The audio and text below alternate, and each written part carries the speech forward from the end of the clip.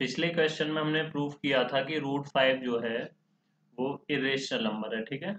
इसमें प्रूफ करेंगे हम कि 3 + 2√5 इरेशनल है।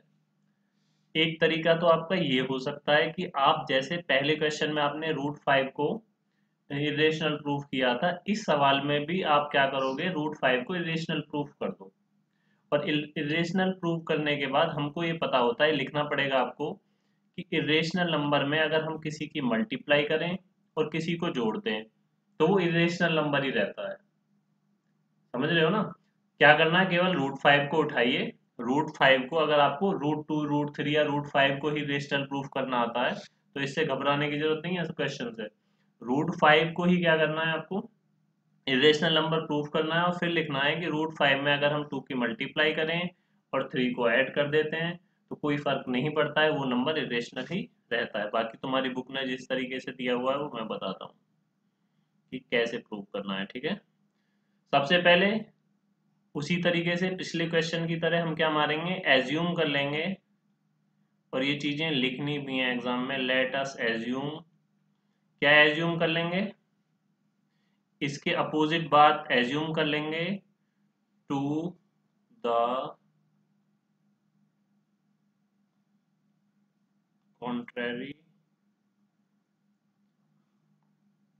3 + 2√5, क्या है 3 + 2√5 को क्या मान लेंगे, इज अ रेशनल नंबर। ठीक है, हमने इसको क्या मान लिया, रेशनल नंबर मान लिया किसको, 3 + 2√5। और जब रेशनल मान लिया तो हमको ये पता ही है कि 3 + 2√5 किसके बराबर हो गया, P/Q के। ठीक है ना? और जब P/Q के बराबर हो गया तो हो सकता है इसमें कुछ कॉमन हो। पहले P/Q का क्या मतलब है, देखिए P और Q दोनों ही क्या होने चाहिए, इंटीजर होने चाहिए। ये लिखना पड़ेगा, ठीक है। दोनों ही क्या है, P और Q इंटीजर, और Q किसके बराबर नहीं है, 0 के बराबर नहीं होनी चाहिए। ठीक है, लेकिन हमने इसमें एक चीज और मानी, क्या मानी, कि P और Q कुछ कॉमन फैक्टर रखते हैं।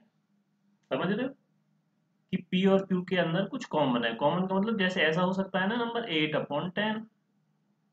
8/10 का क्या मतलब हो गया, 2 से कट रही है 4 टाइम्स, ये 2 से कट रही है 5 टाइम्स। इन दोनों में कॉमन 2 था ना। ठीक है, तो मैंने क्या माना कि इसमें कुछ कॉमन है। और अगर कुछ कॉमन है तो एक न्यू नंबर हमें मिलेगा। क्या मिलेगा, कटने के बाद नया नंबर मिला ना। पहले 8/10 था, कटने के बाद एक नया नंबर हमें 4/5 मिला। इसी तरीके से जब हमने इसमें से कुछ काट लिया तो काटने के बाद एक हमें नया नंबर मिला। ठीक है, और वो नया नंबर मान लिया हमने A/B। इस नंबर की क्या खास बात थी कि इस नंबर में कुछ भी कॉमन नहीं है, ये को प्राइम नंबर है ना। A एंड B आर को प्राइम, समझ गए ना। ए और बी क्या है, को प्राइम नंबर होता है जब कॉमन फैक्टर कुछ नहीं हो। प्राइम से मतलब नहीं है, प्राइम आ रहा है ये मत सोचना ऊपर भी आपका प्राइम नंबर होगा और नीचे भी प्राइम नंबर होगा, ऐसा नहीं है। जैसे मैंने 4/5 लिखा, 4 तो नहीं होता है प्राइम, 4 तो कंपोजिट होता है, लेकिन 5 प्राइम होता है। समझ रहे हो? तो लेकिन फिर भी ये नंबर क्या है, को प्राइम नंबर है, क्योंकि कोई ऐसा और नंबर नहीं है जो इन दोनों को काट दे। उसके बाद क्या करना है बेटा, यहाँ 3 को इधर ले जाओगे तो 2√5 इज इक्वल टू A/B - 3। और इसके बाद यही कर रहा हूं मैं, एलसीएम लेके दिखा रहा हूँ। बी एलसीएम आया बेटा, और जब बी एलसीएम आया तो ऊपर क्या बचा, A-3B। समझ में आ गया? और जब मैं 2 का डिवाइड कर दूंगा, 2√5 इज इक्वल टू A-3B/B है। 2 का डिवाइड किया तो मुझे √5 की जो वैल्यू मिली वो मिली A-3B/2B। ठीक है, अब √5 किसके बराबर हो गया, A-3B/2B के बराबर हो गया। अब देखो क्या करना, A क्या था, इंटीजर था। B क्या था, इंटीजर था। और जब बेटा इंटीजर में से इंटीजर को सब्ट्रैक्ट करते हैं और इंटीजर का ही डिवाइड करते हैं।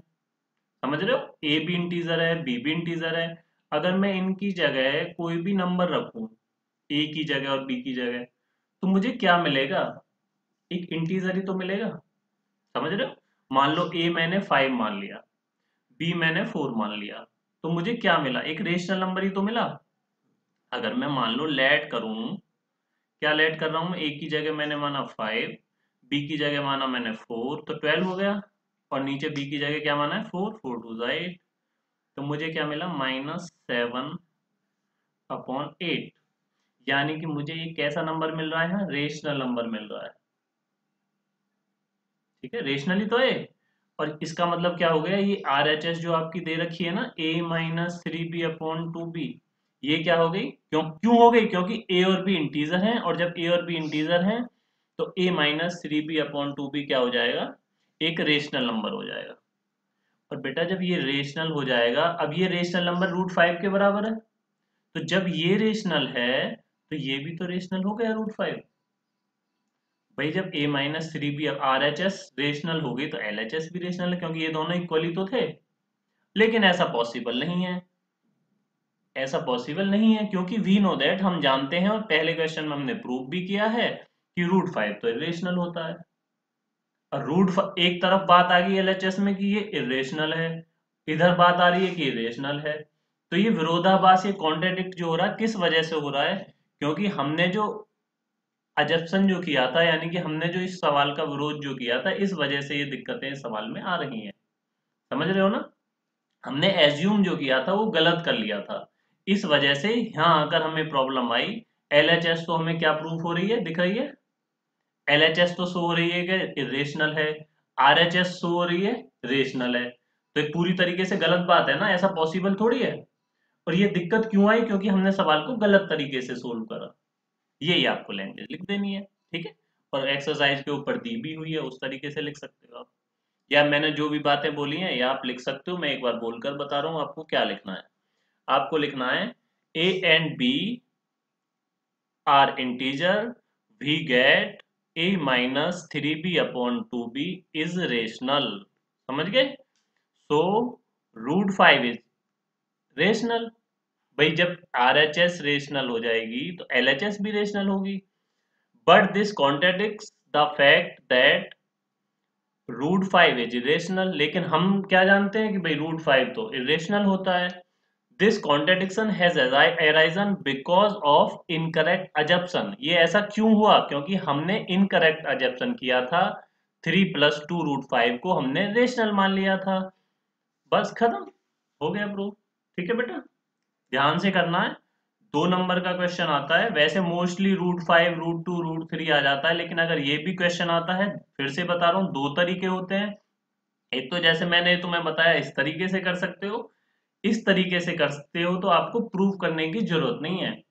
√5 को जैसे पहले क्वेश्चन में करा है, इसमें सीधा सीधा लिख सकते हो कि भाई हम जानते हैं √5 रेशनल होता है, लेकिन आरएचएस जो आ रही है वो रेशनल आ रही है, इस वजह से हमने, क्योंकि स्टार्टिंग में चीजों को गलत मान लिया था, इस वजह से यहाँ कंफ्यूजन हुआ है। ठीक है ना। एक तरीका ये है, √5 को पहले क्वेश्चन की ही तरह, जिसने वीडियो नहीं देखी है वो मैंने लास्ट वीडियो डाल दी है, वो जाकर देख लें। √5 को इरेशनल प्रूफ कीजिए। प्रूफ करने के बाद आप लिखोगे कि अगर हम इरेशनल नंबर में किसी की मल्टीप्लाई करते हैं, तो मल्टीप्लाई करने के बाद कुछ जोड़ देते हैं, तो कोई फर्क नहीं पड़ता है, वो नंबर इरेशनल नंबर ही रहता है। ठीक, अगले क्वेश्चन की बात करें तो अगला क्वेश्चन जो है, जैसे अभी जैसे मैंने पहला और दूसरा बताया, तो आपको ये समझ में आने लगा होगा किस तरीके से करना है।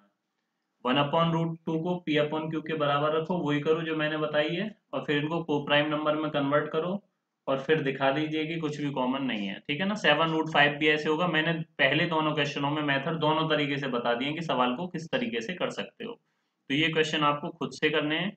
और अगर कोई प्रॉब्लम होती है इन क्वेश्चनों में तो कमेंट बॉक्स में मुझे बताएं, मैं इनकी भी वीडियो आपके लिए डाल दूंगा। ठीक है बेटा, thanks for watching the video.